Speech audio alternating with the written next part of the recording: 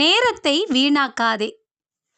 நல்ல விஷயங்களில் ஈடுபடாமல் அலைபேசியில் விடுமுறையை கழித்தான் சிறுவன் தாமஸ். அவனது தாத்தா, தாமஸ், உனக்கு ஒரு கதை சொல்லுகிறேன் என ஆரம்பித்தவர், காட்டில் இருந்து தப்பிய குரங்கு ஒன்று ஊருக்குள் வந்தது. அங்கு ஓரிடத்தில் இருந்த மதுவை தண்ணீர் என நினைத்து குடித்தது. அதன் நிலை எப்படி இருக்கும் என அவனிடம் கேட்டார். அது சுயநினைவை இழந்து தள்ளாடும் என சிரித்தான் சிறுவன். மதுவால் புத்தி பேதலித்த குரங்கு அங்கு சென்ற தேள் ஒன்றை பூச்சி என நினைத்து தன் கையில் எடுத்தது.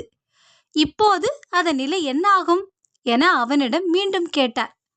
அதற்கு சிறுவன், தேள் கொட்டியதால் குரங்கு வேதனையால் துடிக்கும் என்றான். ஆம், வீணாக தன் நேரத்தை கழிப்பவன் தேள் கொட்டிய அந்த குரங்கிற்கு சமமானவன் என்றார் தாத்தா. இதை கேட்டு மனம் திருந்திய தாமஸ் தாத்தாவிடம் மன்னிப்பு கேட்டதோடு தேர்வுக்காக அக்கறையோடு படிக்க ஆரம்பித்தான். அன்பானவர்களே, இன்றைக்கு நாம் எப்படி இருக்கிறோம்?